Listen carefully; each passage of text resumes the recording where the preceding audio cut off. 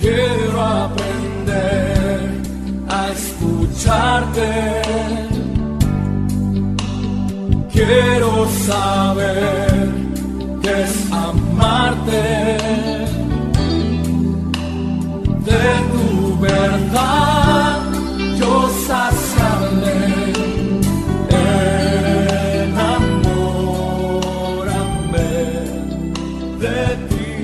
Tiempo de discípulo, un espacio para que escuches la voz de Jesús. La voz de Jesús. Que tu presencia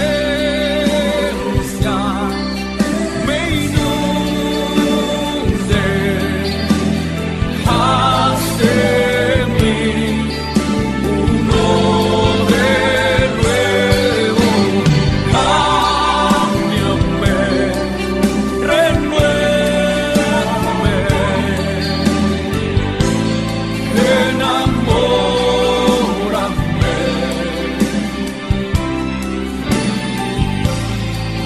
enamórame de ti, Señor. Paz y bien, te habla Fray Alejandro. De nuevo nos encontramos pidiendo al Espíritu Santo ese soplo fresco que permita que esa palabra de Dios que te quiero proclamar penetre las profundidades del corazón. Dé un aliento nuevo, una vida nueva, ganas de vivir en plenitud. Quiero presentarte hoy un texto de la palabra tomado del profeta Jeremías, capítulo 13, versículos del 1 al 11. Y dice el profeta: del mismo modo que se lleva una faja ajustada sobre la cintura, así Dios quiere llevarnos a nosotros. Nos quiere tener apretaditos junto a Él, como la embarazada que lleva al hijo en sus entrañas. Así Dios quiere sostenernos, así Dios quiere darnos la vida. Pero muchas corrientes que pasan, simbolizadas en el texto por ese río Éufrates, un lugar extranjero, esas corrientes nos pueden estropear. Esas corrientes, esas modas, nos pueden apartar de Dios. Escucha lo que te dice la palabra. Así me habló el Señor: ve a comprarte una faja de lino, te la ajustarás a la cintura, pero no la meterás en el agua. Yo compré la faja conforme a la palabra del Señor y me la ajusté a la cintura. La palabra del Señor me llegó por segunda vez en estos términos: toma la faja que habías comprado y que llevas puesta a la cintura, ve enseguida a Perat y escóndela allí en la hendidura de una roca. Yo fui a esconderla en Perat como el Señor me lo había ordenado. Al cabo de muchos días, el Señor me dijo: ve enseguida a Perat y recoge la faja que yo te mandé esconder allí. Yo fui a Perat, cavé y recogí la faja del lugar donde la había escondido. La faja estaba estropeada, no servía para nada. Entonces la palabra del Señor me llegó en estos términos: así habla el Señor, de esa misma manera destruiré el orgullo de Judá y el gran orgullo de Jerusalén.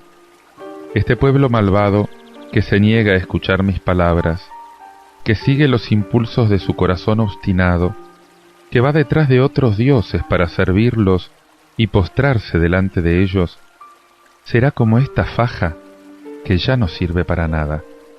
Porque así como la faja se adhiere a la cintura del hombre, así yo me había adherido a toda la casa de Israel y a toda la casa de Judá, oráculo del Señor, para que ellos fueran mi pueblo, mi renombre, mi honor y mi gloria, pero no han escuchado.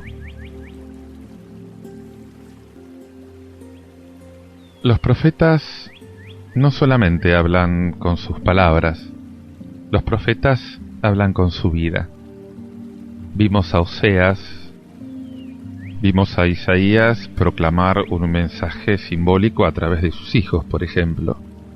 Y ahora, acabas de escuchar o acabas de ver con tu imaginación un término moderno que encaja en nuestra época audiovisual, como en el cine. Vas a ver este mensaje en una acción simbólica. El Señor le dice a Jeremías: cómprate una faja de lino y ponétela en la cintura. Y después, toma la faja que compraste, llévala al río Éufrates y escondela en una grieta de la roca. El primer aspecto de esta parábola en hechos, podríamos llamarla así, que Dios le pide que haga a Jeremías, es justamente que Dios está unido a su pueblo como una faja en la cintura. Vos fíjate, a Dios no le interesa estar lejos, Dios no está lejos. Dios quiere tener esa unión íntima con cada uno de nosotros. Trata de dejarte captar por esta imagen concreta. Esta faja es algo útil, sirve para sujetar el pantalón, por ejemplo, sirve para sujetar, para adherir. Es un adorno, también puede ser un detalle elegante. Se adapta al cuerpo, toma la forma del cuerpo. Por sorprendente que pueda parecer todo esto, Dios se atreve explícitamente a aplicar estos tres simbolismos a sus relaciones con su pueblo. Primero, la faja resultará que no sirve para nada. Por lo tanto, solo va a ser útil para Dios. Segundo, la faja tenía que servir para el renombre, para la gloria de Dios. Y tercero, Dios se había unido a su pueblo, unido con intimidad, como la faja se adhiere al cuerpo.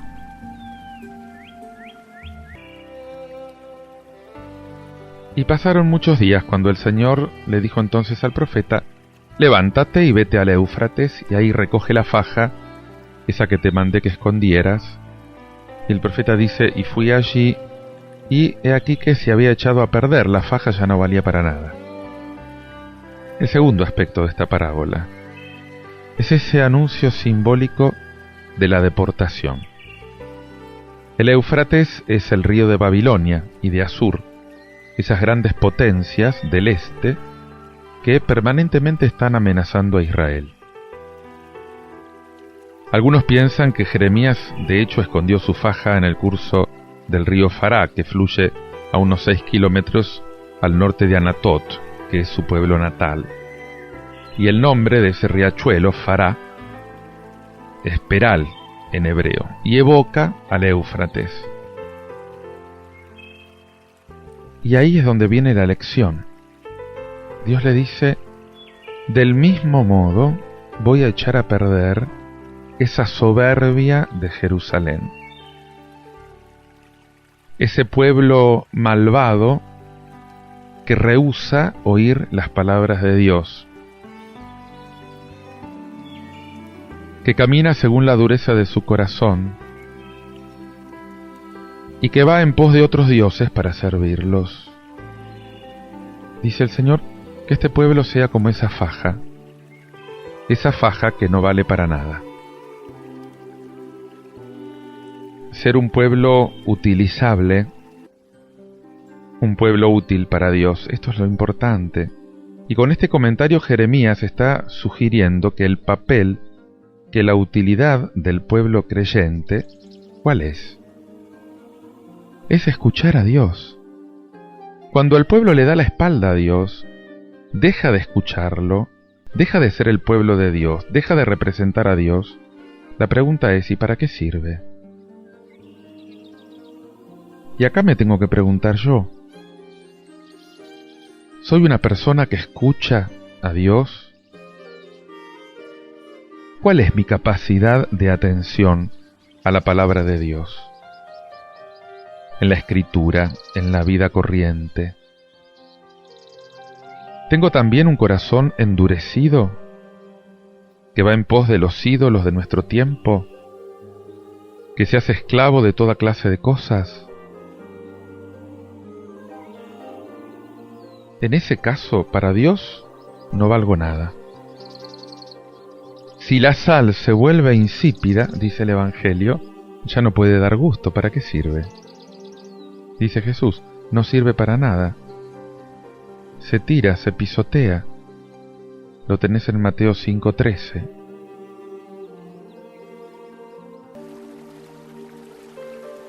Como una faja, de tal modo hice apegarse a mí toda la casa de Judá. Pregúntate, ¿estoy apegado a Dios? ¿Dios está apegado a mí? ¿Mi unión con Dios es tan estrecha como la de una faja que tengo puesta en mi cuerpo?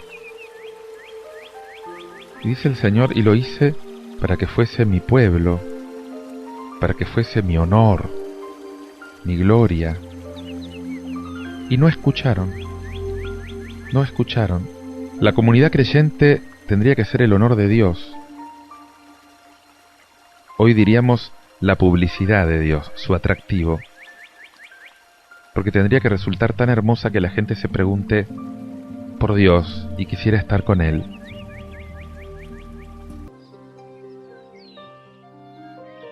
Te invito a que medites en estos tiempos de destierro en los que está hablando el profeta, cómo sin embargo la presencia de Dios justamente a través de los profetas siempre está. Hacelo con este canto de Paola Mariño, Nunca me ha dejado.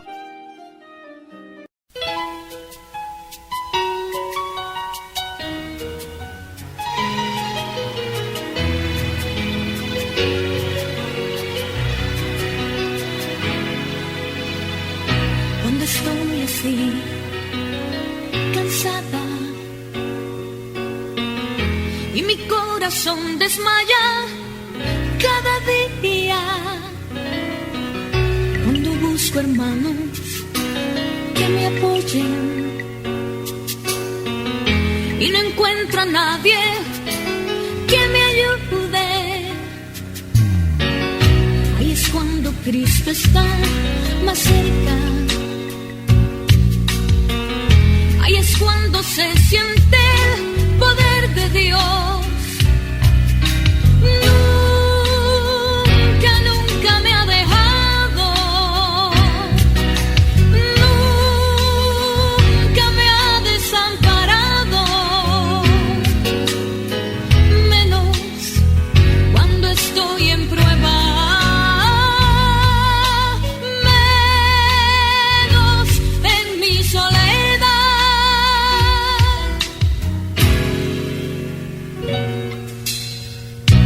Estoy así, llorando,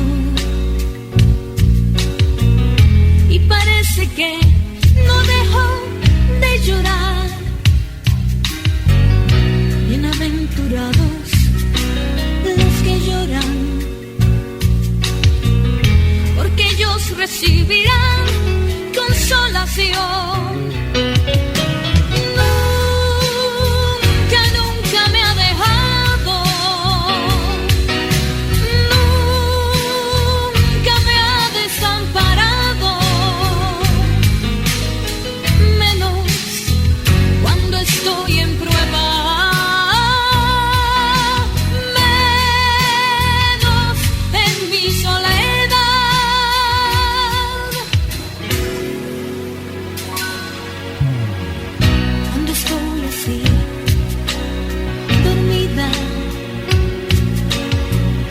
Y no me doy cuenta de mi situación,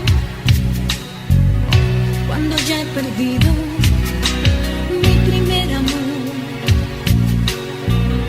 y mi corazón desmaya cada día. Ahí es cuando Cristo está más cerca. Ahí es cuando se siente el poder de Dios.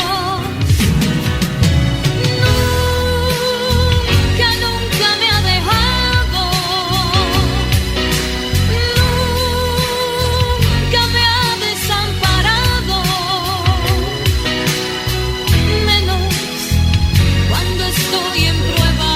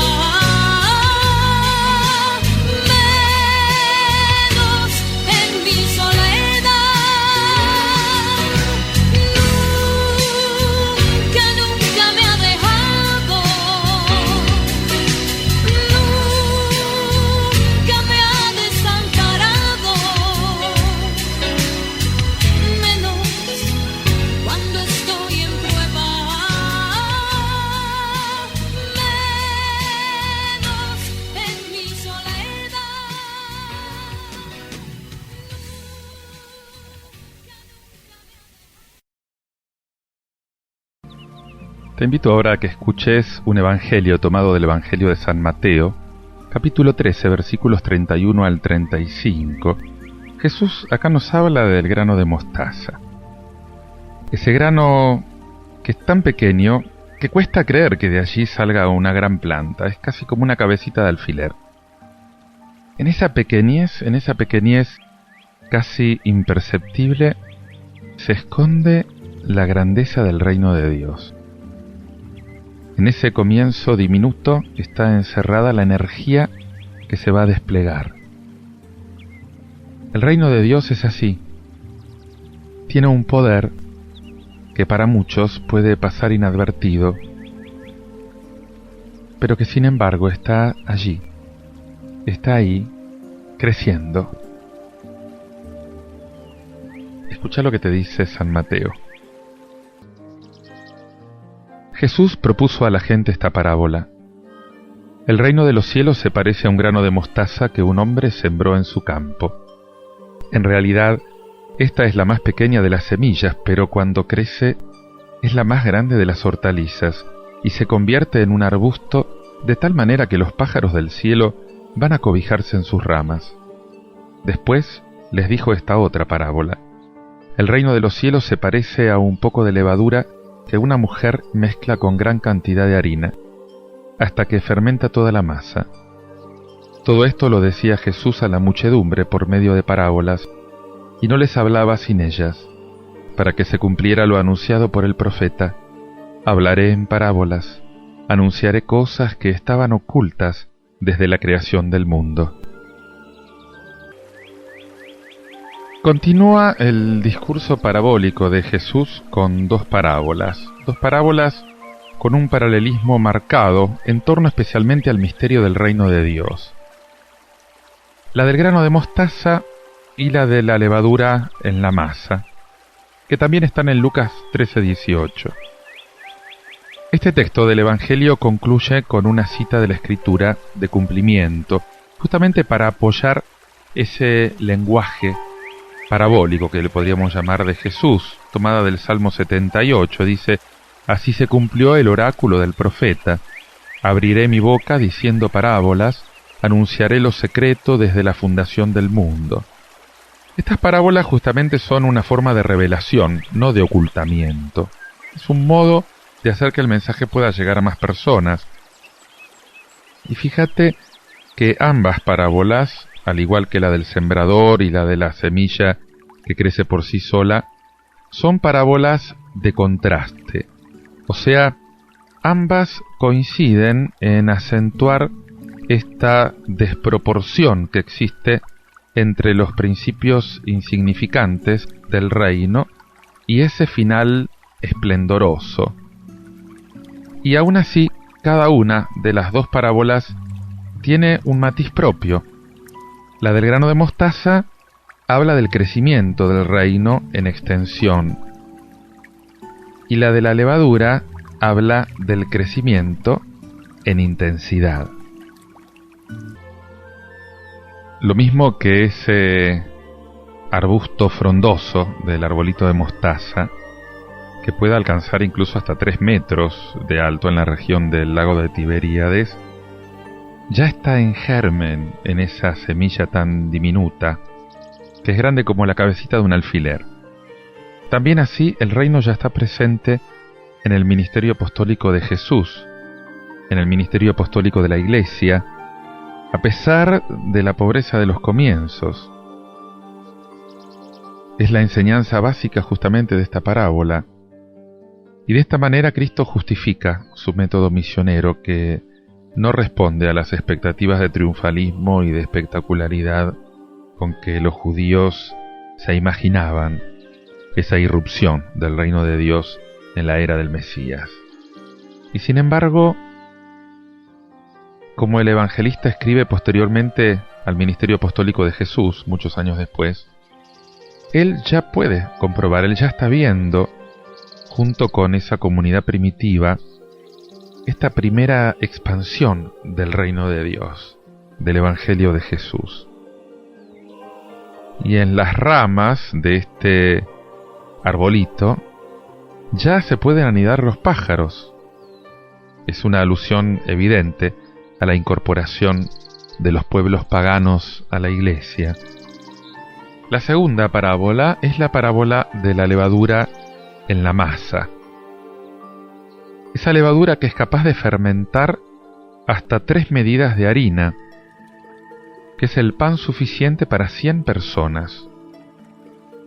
Y el sentido, la lección, son paralelos a esta parábola del grano de mostaza. O sea, en la persona y en el mensaje de Jesús está ya actuando ese fermento del reino que es eficaz, que es irresistible. Y esto justamente está avalando el éxito final de la misión de Jesús y de la Iglesia. Que aunque a lo mejor nosotros solamente estemos viendo que estamos poniendo la levadura en la masa, si alguna vez viste esto, basta esperar un poco para que esa levadura empiece a fermentar y la masa empiece a transformarse. Y este desarrollo del reino es lento, pero es incontenible.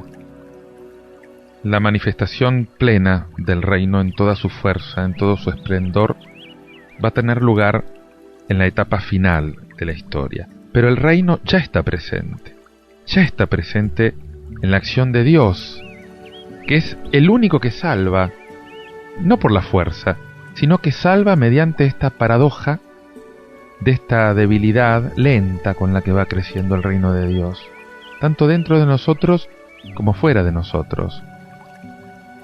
El reino de Dios es su reinado de amor, de justicia, de paz, de santidad, justamente en la tierra de los hombres.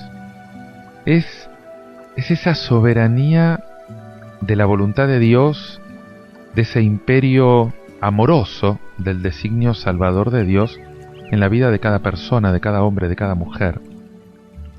Por eso el Padre Nuestro, cuyo tema central es el reino de Dios, a continuación de la petición venga a nosotros tu reino, Jesús nos enseñó a añadir enseguida, hágase tu voluntad en la tierra como en el cielo. ¿Por qué? Porque es ese el camino para la venida del reino, que se haga la voluntad de Dios en nuestras vidas, en nuestras leyes, en nuestras estructuras sociales.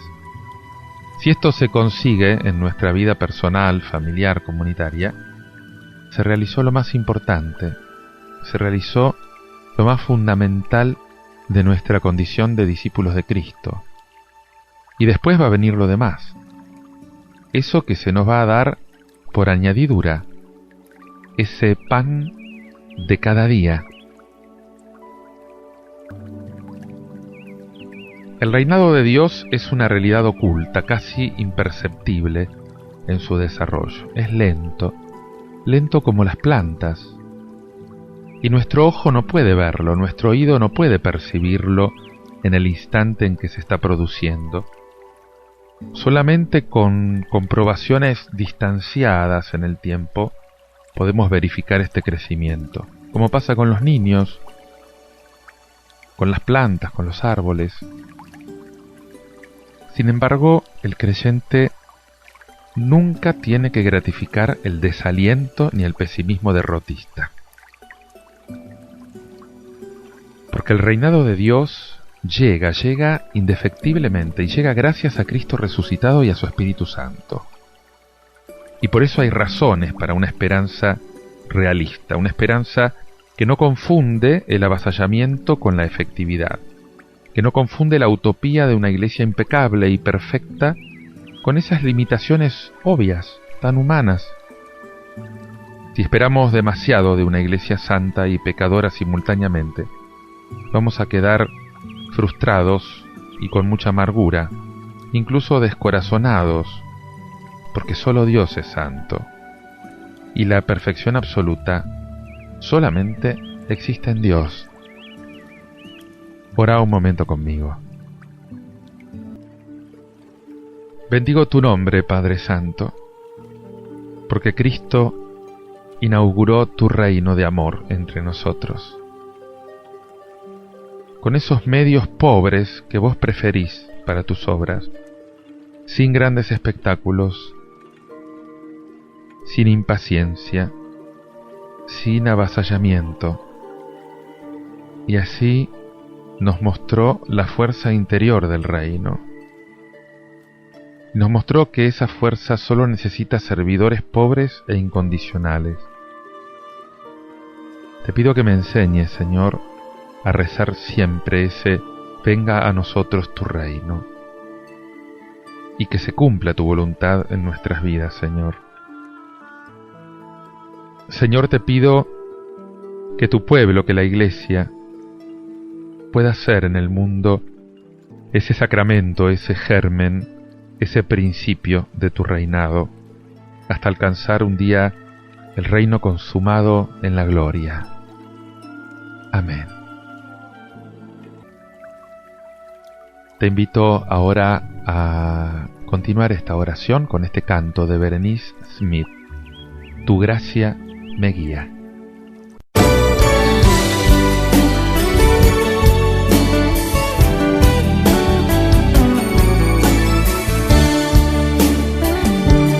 Tu eterna gracia me ha sostenido, no mereciendo tu amor inmenso, me has redimido y me has cambiado como has querido. Tu propia sangre fue derramada, ganaste mi vida. No miraré atrás ni un segundo, caminaré hacia el blanco seguro. Proseguiré a la meta, al llamado de Dios, en pos de mi fiel Salvador. Sé que en sus manos estoy seguro, paciente espero, eres mi escudo. Mi fe en ti crece y quiero agradarte, no importa la situación. Y es que pongo mis ojos en ti, Jesús, porque tú lo pusiste en mí. Cuando te encaminabas hacia la cruz, sufriendo ante la multitud, me despojo de peso y pecado en mí, corriendo con paciencia hacia ti, levantando mis manos al trono de Dios. Tu gracia me guía, Jesús.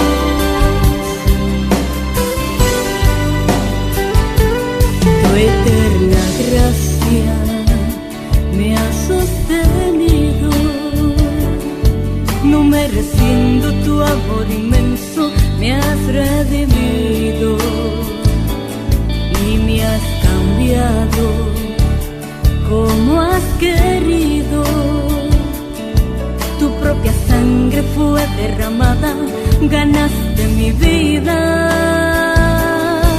No miraré atrás ni un segundo, caminaré hacia el blanco seguro. Proseguiré a la meta, al llamado de Dios, en pos de mi fiel Salvador. Sé que en sus manos estoy segura, paciente espero, eres mi escudo. Mi fe en ti crece y quiero agradarte, no importa la situación. Y es que pongo mis ojos en ti, Jesús, porque tú lo pusiste en mí. Cuando te encaminabas hacia la cruz, sufriendo ante la multitud, me despojo de peso y pecado en mí, corriendo con paciencia hacia ti, levantando mis manos al trono de Dios. Tu gracia me guía, Jesús.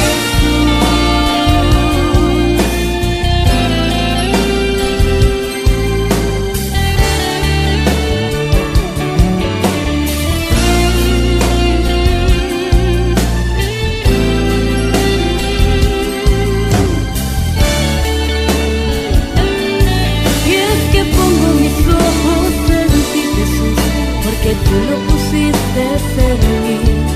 Cuando te encaminabas hacia la cruz, sufriendo ante la multitud, me despojo de peso y pecado en mí, corriendo con paciencia hacia ti, levantando mis manos al trono de Dios.